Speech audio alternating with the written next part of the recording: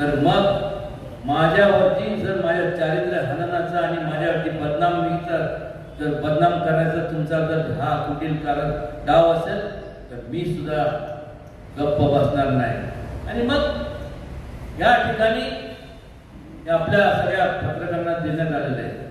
काय देण्यात आलेलं आहे ते जिल्हाधिकारी कार्यालय सातारा दिनांक 11/4/2019 आजची तारीख आहे ना का नाही? आजची तारीख आहे ना. आजच्या तारखेचं हे पत्र आहे. मुद्दामून आजच्या तारखेचं देतो. या पत्रात काय लिहिलंय? ज्या दिवशी आम्ही हे गाव दत्तक घेतलं ती तारीख होती 10 सप्टेंबर 2018. 10 सप्टेंबर 2018 या दिवशी आम्ही येरळे गाव दत्तक घेतलं आणि ज्या दिवशी शेवटचं परमिट जे काय असेल, मी तर काय ते परमिट मध्ये नसतो, पण मुद्दामून मी हे दाखला आणला. ज्या दिवशी शेवटचं परमिट ह्या संपूर्ण गावातनं वाळूचं परमिट देण्यात आलं शेवटचं, आणि त्यानंतर परमिट बंद केले. ती तारीख होती 13 जून 2018.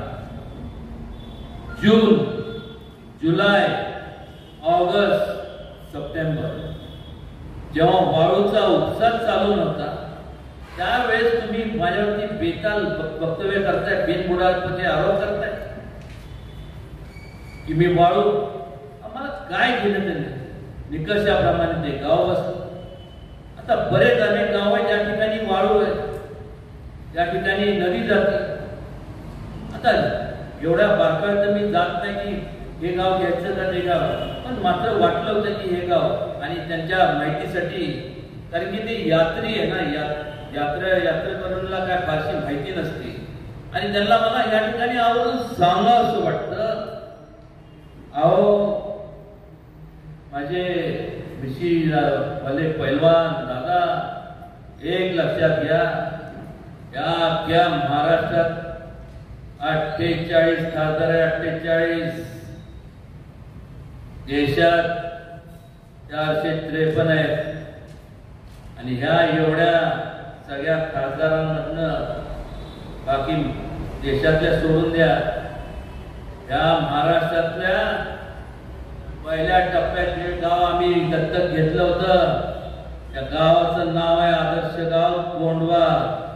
आणि ते गाव, 3 गावाचे आदर्श गावाला पुरस्कार मिळाला, त्यात ते गाव कोंडवा गाव आदर्श गाव जे मी दत्तक घेतलं होतं त्याचा त्या यादीत, त्या 3 गावाच्या यादीत ते गाव आहे. आणि कुठंतरी आता थोडंसं बेताल वक्तव्य करणं सोडून द्या.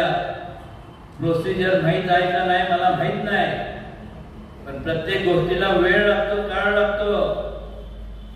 मूल जन्माला सुद्धा वेळ लागतोच. एका दिवसात मूल जन्माला येत नाही, 9 महिन्याची प्रक्रिया ही लागतेच. आणि त्याचप्रमाणे हे जेव्हा आम्ही गाव दत्तक घेतलं त्यानंतर 2 मीटिंग झाल्या. प्रोजेक्ट रिपोर्ट आम्ही तयार केला.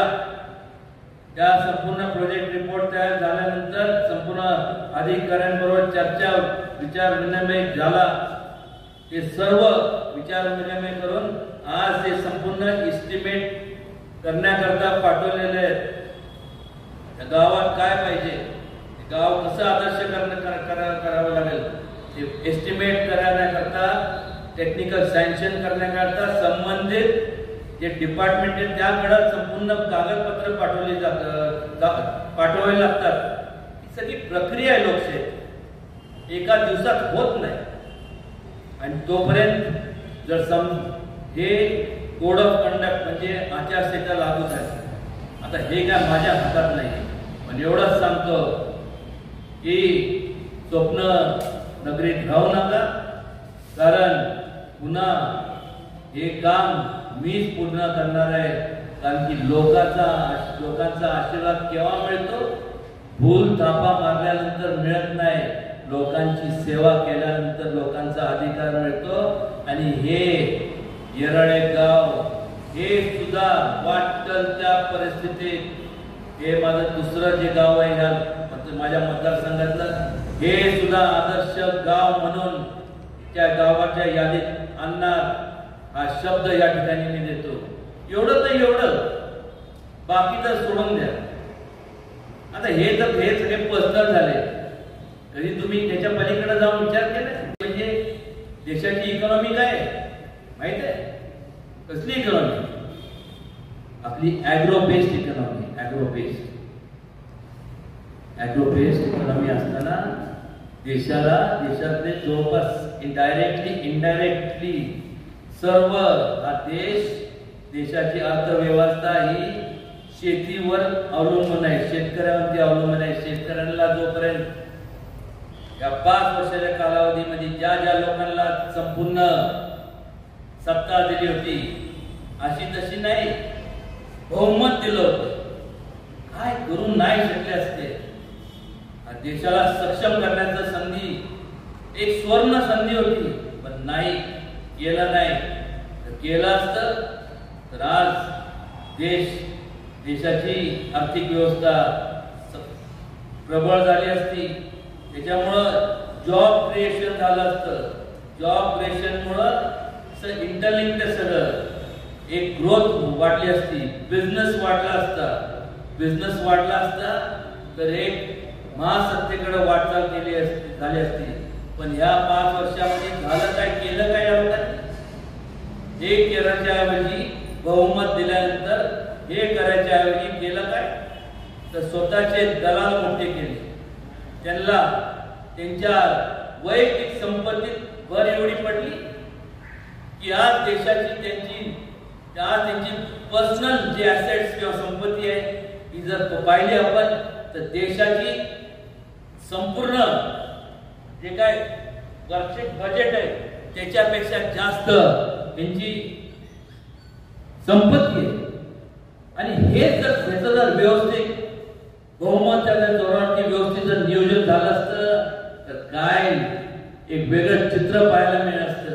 वेगळं चित्र म्हणजे काय, जे प्रत्येकाला अपेक्षित होतं, जी खऱ्या अर्थाने मन की बात जी अपेक्षित होती ती काय होती तर ह्यांना मोठं करण्याच्या ऐवजी फ्री एज्युकेशन, फ्री मेडिकल आरोग्य सेवा प्रत्येकाकरता, फ्री हाऊसिंग, या संपूर्ण ह्याच्यातनं ह्या व्याजाच्या माध्यमातून त्यांची जेवढं त्यांच्या संपत्ती त्यांनी जे निर्माण केली आहे या व्याजातून हे संपूर्ण फ्री कम्युनिटी होम्स, फ्री फुकट मोफत जेवण, ज्यांना जे उपेक्षित आहे त्यांना उपासमारीची वेळ आली नसती.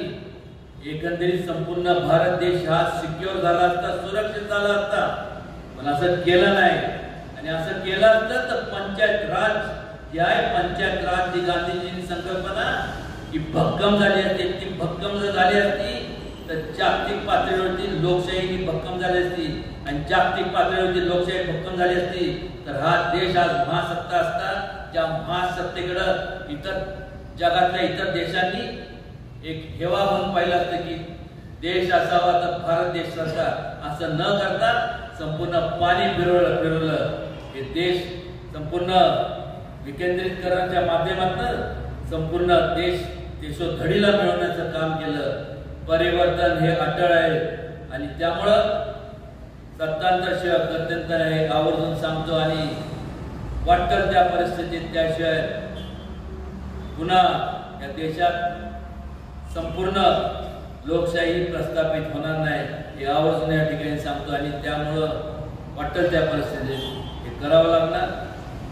एवढाच या प्रसंगी मला सांगतो, जर कोणाला वाटत असेल की ते पुरुषत्वाचं लक्षण असतं तर प्रत्येकाने मिशा पिळल्या असते, मोठे झाले असते. पण खऱ्या अर्थाने पुरुषत्वाचं लक्षण स्वतःच्या कर्तृत्वावरती असतं. हे संबंधितांनी जाणून घेतलं पाहिजे. कारण नसताना वल्गना बिनबुडाच्या वल्गना बेछूट आरोप बिनबुडाचे आरोप. जरूर एखादं मत व्यक्त करत असताना पुरावे असेल तर निश्चितपणे तुम्ही तुमचं लोकांसमोर मत मांडणं हे तुमचं कर्तव्य आहे. तुम्हाला घटनेने प्रत्येकाला अधिकार दिले. पहिलं तर म्हणाले की खासदारांनी लोकसंपर्क नाही आणि खासदारांनी काय तर निधी पूर्ण निधी खर्च केला नाही. आपल्या सगळ्यांना माहित आहे हे संपूर्ण सही शिक्क्याचं आपल्याकडं देण्यात आलेलं आहे. दर वर्षाला 5 कोटी रुपये मिळतात.